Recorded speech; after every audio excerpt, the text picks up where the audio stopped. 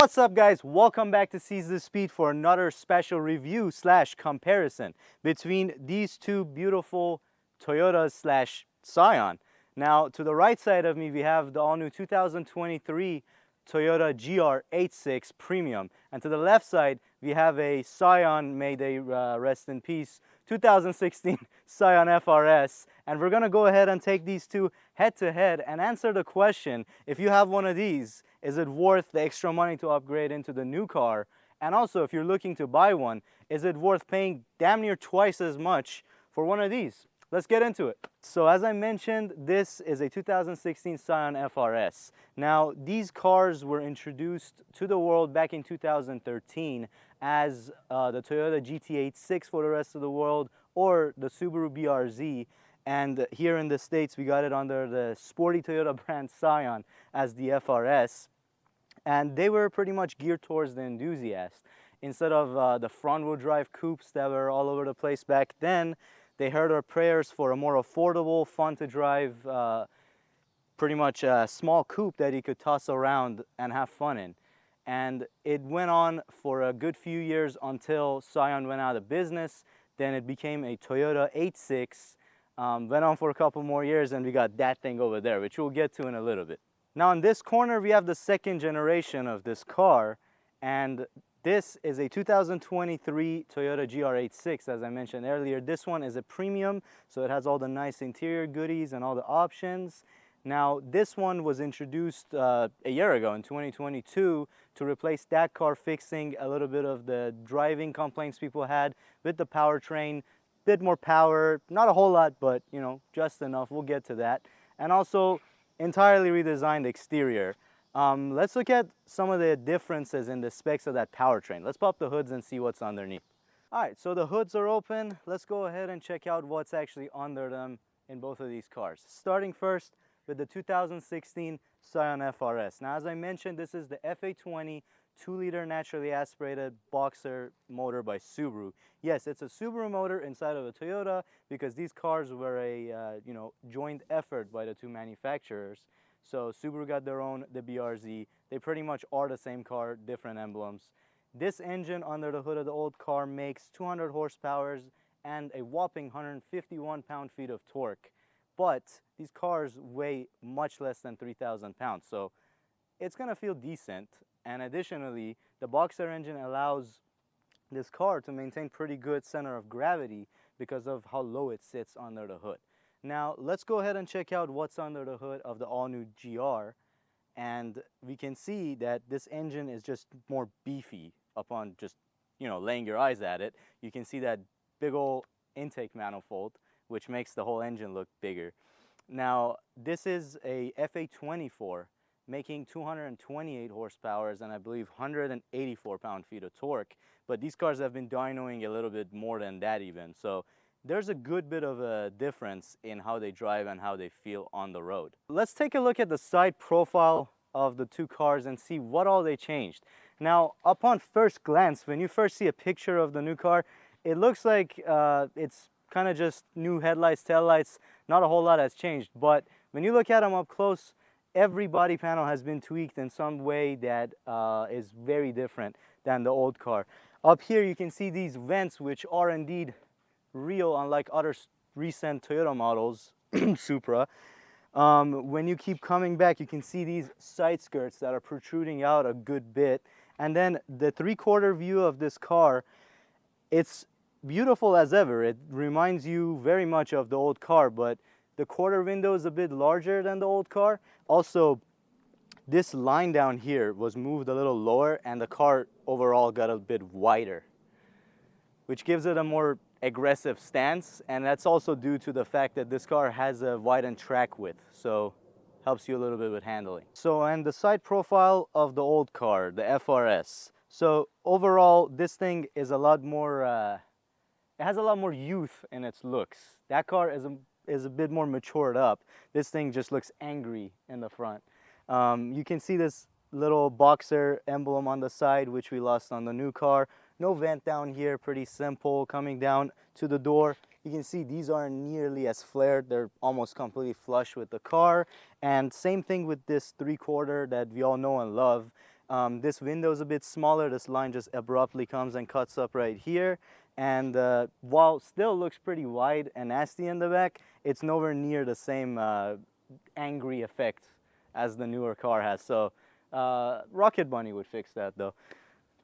Now coming up to the front end of these two lovely cars, main thing I noticed looking at it top down is how much more definition this hood has on the front end. You can see these aggressive lines going into the fender, where on the FRS it's kind of mostly flat going into the headlights. Not a whole lot of definition going on.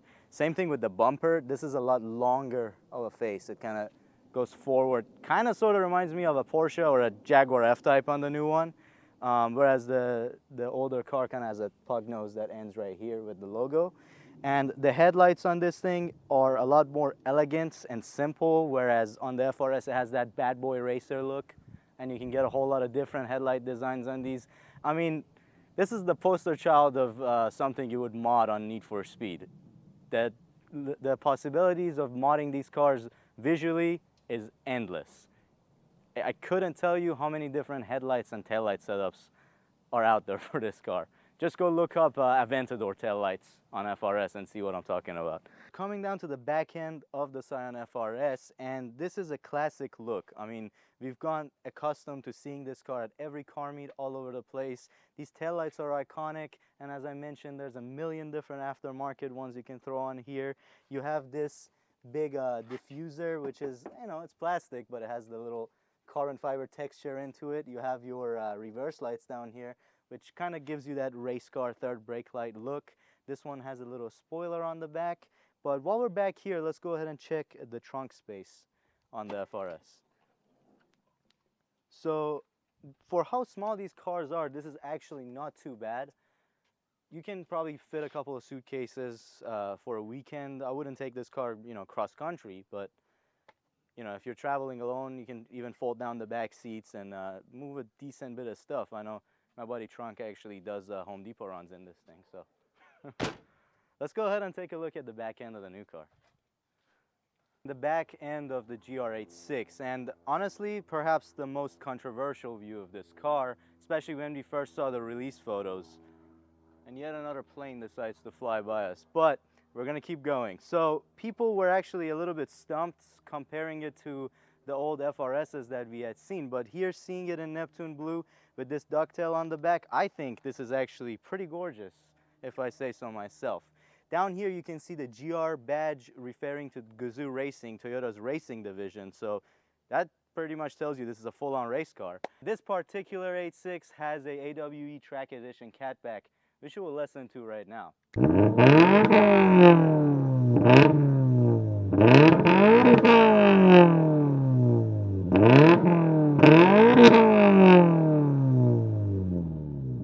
Now before we hop into the interior of the Scion FRS, I want to show you the difference in the keys in the new car and the old. And I mean, there's a big difference. I am so happy Toyota went into a much nicer looking modern key, although they stole their unlock button from BMW. But for now, let's hop in this thing and see the interior.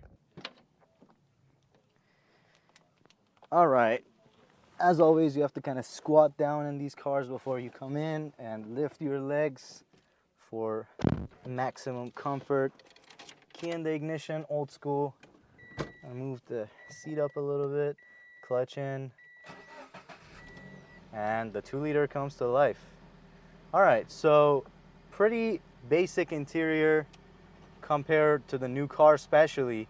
These are straight up out of the older Scion models of the time. You have your basic climate control, nothing fancy. There's your temp, your speed, and where the air comes out of. Doesn't feel the best. Lots and lots of plastic in this older car.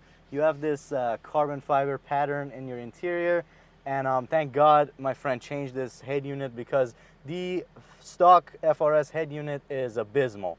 I mean, I'm not kidding when I say that. It's atrocious. This one is definitely upgraded, looks much better, feels much better. I suggest you do that if you get one of these cars. But everything else, you know, same thing. Dash on these likes to peel up. That's another thing that's happening to this one. The placement of your center stack, a lot of these things is very similar. Placement of your cup holders. that are pushed way back here to be kind of out of your reach for the shifter to make it easier on you to drive. Now, to the driver's point of view, you have a very simple yet, you know, race car feeling, nice bolstered or whatever you call these steering wheel. I love the feel of the steering wheel of this car. I wish more modern cars did no buttons. This thing is so clean and feels so good to corner in. The seating position in general, the driving position of this car, you sit into it instead of, you know, on top of it, which is what you feel in a lot of modern cars, modern sports cars, especially like Mustangs, Camaros, things like that. You do not feel that way in here. You have your double bubbles in the roof in case you're wearing a helmet, so you have plenty of room that way. Door panels feel very, very similar to the old car. This one is not the premium, so you have cloth seats, and but you do have a little bit of vinyl or leather over here.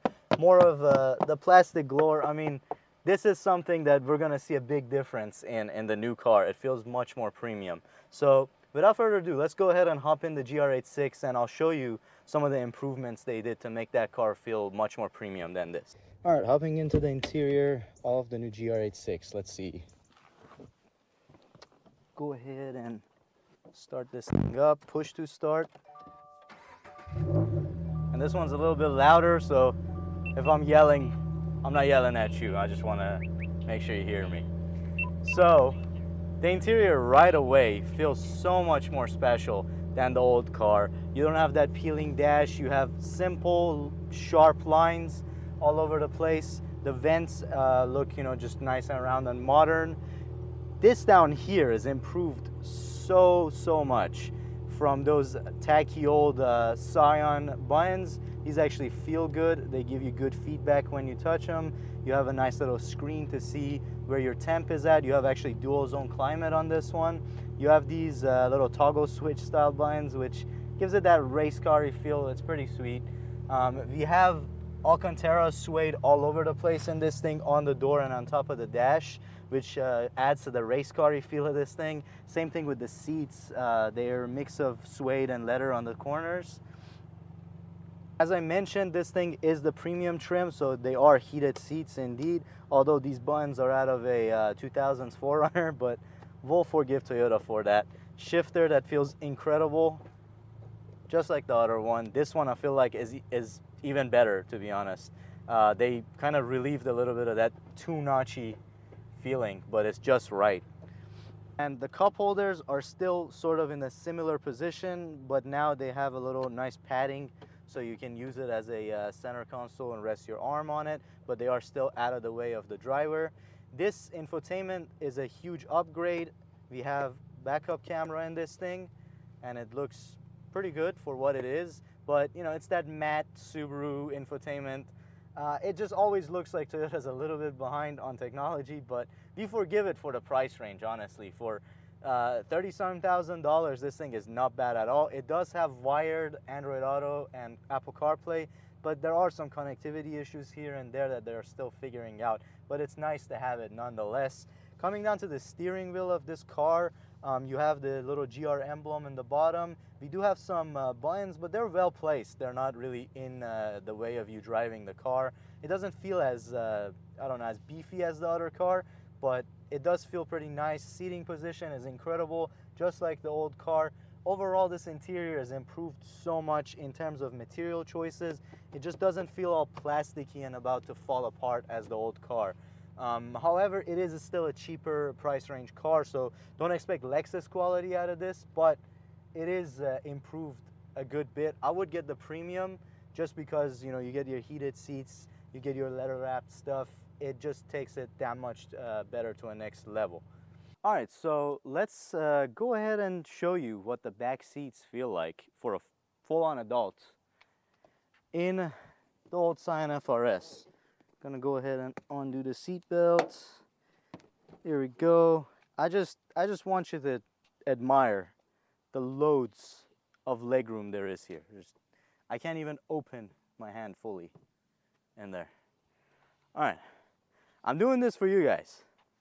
So smash that thumbs up button, because this is not gonna be easy. All right, so I have one leg in, and I do not foresee myself fitting the other one in here. But I don't give up. Okay, there we go. I'm in. Let's sit back. So my knees are touching my kidneys, and my head is up against the glass. If he hit a bump, I think I will break my skull against the glass. This isn't even my seating position, so let's see. There we go. That's it. We're in the back. I think I might lose some of my toes, so let's get the hell out of here. Let's go ahead and see if the new car has improved in the rear passenger compartment. All right, so getting into the back seat of the GR86. This is the second time I'm doing this today because we just did a full-on segment on this car, link up here, but I'm doing this for you guys. So here we go. Honestly, just there's a tad more. It could totally be due to the seat position. I'm not even gonna lie to you guys here. I mean, similar, but let's go ahead and see what happens. Ow. So after you smack your head into the B-pillar, you put your right foot, left foot sideways. You have, honestly, feels like what is even less headroom here. Yes, surprisingly, it feels like we have even less headroom. And the seat is a little bit wider, so I can't pull it as far back as the other car. So if you hate your friends, have them ride in the back of your 86. They'd love it. Ah, God, not to do yoga to get out of this thing. That's all my workout for today. There's only one thing left to do here. Let's go ahead and hop in the FRS and the old car and just remind ourselves what this car was all about. Let's go.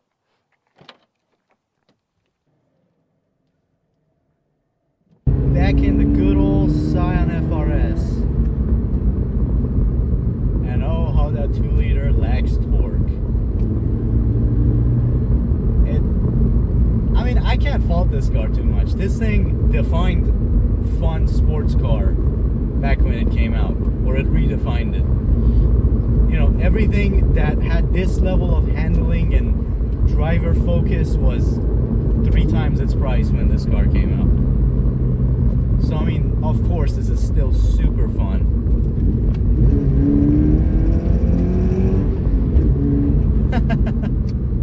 Hey, this thing is loads of fun. You have this notchy shifter. It is a little bit more notchy than the new cars, I'll tell you that. It's a little bit harder to get used to.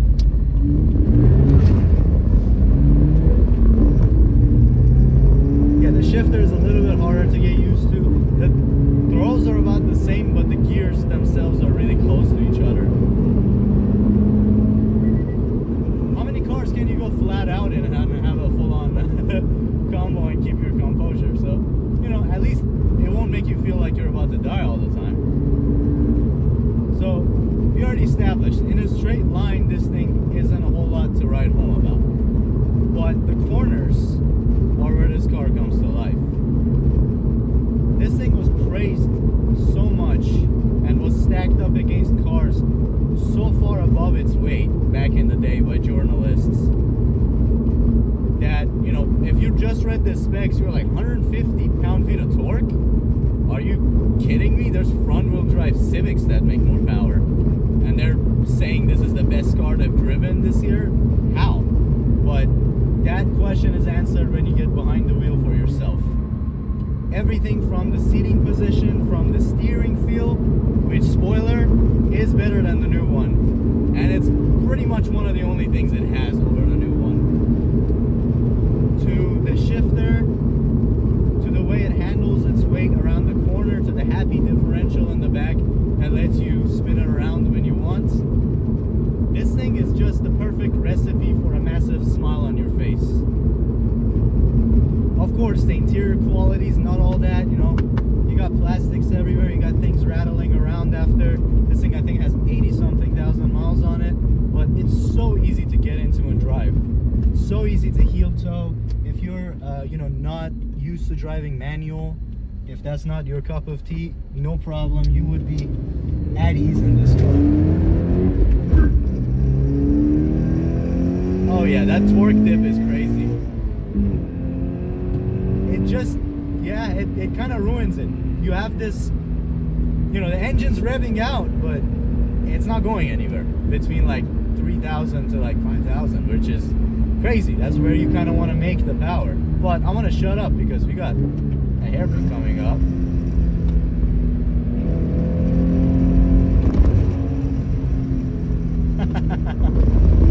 These cars are just so good.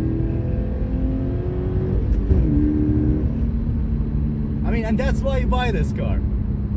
It shuts you up when you talk about straight lines. Just like, watch me do this corner real quick. I mean, between this and the Miata, that's about it. There's really nothing else to compare this car to. The Boxster's a lot more expensive and it makes more power. So this car is in a league of its own, really. If you really value driving experience instead of bragging rights of who has the fastest car in the straight line, I think this car is for you. And to be honest, is it at least half the new car? Oh yeah. Oh yeah, this thing, you know, despite less power, everything else, the recipe is here. The handling is here. The seating position, the driving feel, the shifter, everything else is here. The track width is a little bit narrower. You can kind of feel it. This one has tires off of a brand new BRZ on it. So on the tire department, it's not as sketchy as this would have been on its old 17-inch. If I'm not wrong, the rims, they come with it. So it should even be a little bit better, but you can still feel that, you know, you might kind of crab walk and lose it if it's a little bit wet with these tires. And just the overall track width of this thing, it's not as confident on the road. But aside that, man, this thing is incredible. And you look down and you see 26 miles per gallon. I mean, you're not going to get that out of a 5.0. You're not going to get that out of any other sports cars nowadays. And that's the average. And, you know, the way I drive this thing and my friend daily drives this thing, that's the true and proud number. It's not anything to be like staged for this video. That's what you're going to get average in this thing. And you can still have fun. Whoa. This thing is just a blast. Alright, and that is pretty much it for the old car, for the old FRS. The car that started it all. Let's go back, pick up the all-new GR86, and just see how much better that thing is. Back in the 2023 GR86. And man, I mean, after driving the FRS, I appreciate this thing even more.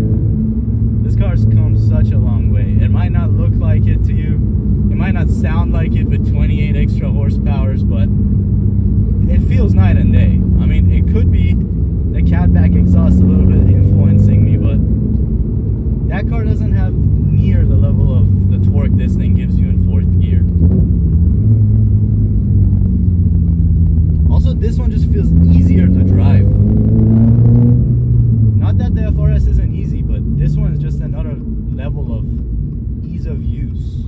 The transmission doesn't feel as crazy notchy as the FRS does. The FRS kind of makes it harder to get it in gear sometimes. Oh, and we also have hill assist, so it doesn't roll back. It locks the car up for you. Alright, let's go ahead and get this thing into some corners.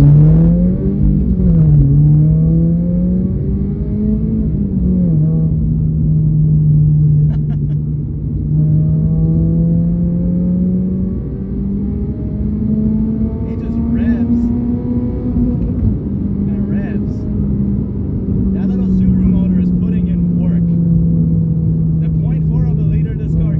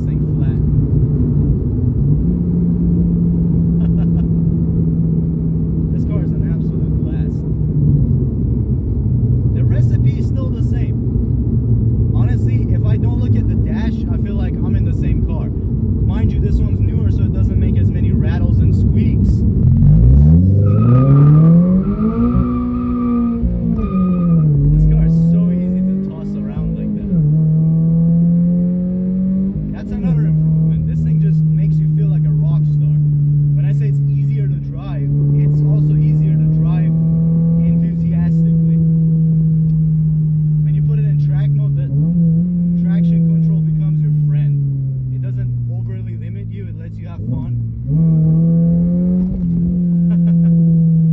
I mean, these corners are being soaked up like butter. This thing is on 215s, which is a little scary. You do have a little bit of a nose, what do you call it, understeer sometimes if you send it into a corner too hard. But it's very easy to manage, very easy to control. It doesn't really scare you. It's very easy to just let off, tap the brake, and done. That's it. The show is over. Car keeps you safe. The car's looking after you. It wants to go fast, but it won't kill you unless you really don't listen to it. The thing with these cars versus, you know, something with a big old V8 under the hood and not enough communication is the fact that this car is telling you where and when you need to be pushing it, and where you need to, you know, stay in it, hold it, and come out the corner. The amount of communication you get from these cars is what makes them so desirable. Now, I mentioned this earlier, the steering is not as communicative, and that kind of does make me sad a little bit. I don't know how they got it to be so heavy and you would feel every little feedback and every little bump in the older car. I don't know why they did make the steering wheel a bit lighter in this. Probably a comfort reason, you know, to make it a bit more easier to drive, as I mentioned earlier. But that one hurts the car when you're trying to find where your front wheels are in a corner. It's still pretty steady feedback, don't get me wrong. For electronic power steering, it's incredible. It's one of the best ones I've felt. It still has really good weight. It just doesn't load up the same way.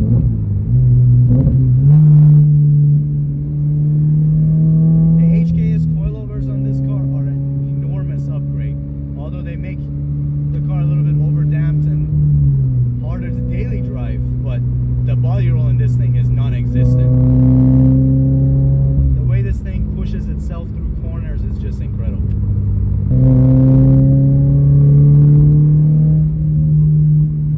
Now, as far as the amenities and everything goes in here, of course, it's a lot more comfortable of a place to be, minus this one having coilovers, of course. You have your updated climate control buttons, you have your dual zone, which is a lot nicer than the setup that's in the old Scion was. And also your infotainment's a lot more upgraded, although you can just upgrade that on the FRS. Which brings me to my final point for this video. Is the car really worth the upgrade, or is it worth you actually choosing this over the old car if you're in the market for a small, nimble sports car? Well, I would say it's up to you. It depends on your budget, most of all. So, you know, if you really want to focus on building a track weapon, and it's going to be your second, third car, I would still pick up the FRS because there's such bargains of a deal. You can buy that car and spend the rest of the money modifying it to get to this level of performance, and even maybe supercharging it to supersede this car. So I would say, you know, if you're just going to make it a full-on dedicated track car, I'd go with that. Even you know, if it's something you're going to use as more of a project car, I would go with a older FRS BRZ. However, if you're looking for a daily driver that can do it all, if you're looking for something that's comfortable, has all the modern amenities, this car has keyless entry, finally it has push to start, you know, we have all the digital gauges, we have a better touchscreen with Apple CarPlay, Android Auto, all those things, then I definitely suggest this car. And if you're gonna use it the way the car comes out the box, this thing is immaculate. They fixed the torque dip, the power delivery, you know, the driving experience in this thing definitely makes it, to me, be worth the upgrade. If you're dailying right now an FRS, an old BRZ, I definitely suggest you go ahead and pull the trigger on one of these. You won't be disappointed. And I think that's all I have for the comparison of the Scion FRS to the all-new Toyota GR86. Enjoyed watching this video nearly as much as I enjoyed making it for you guys. It's been a very fun day putting these two cars head to head. Thank you so much to my friends for dealing with my BS and bringing these cars out. possible. I'll leave their link to the Instagrams in the description below. Make sure you go ahead and give them a follow. Stay tuned for more videos, for more reviews slash comparisons to come to Seize the Speed. We got a bunch of new cars in the works.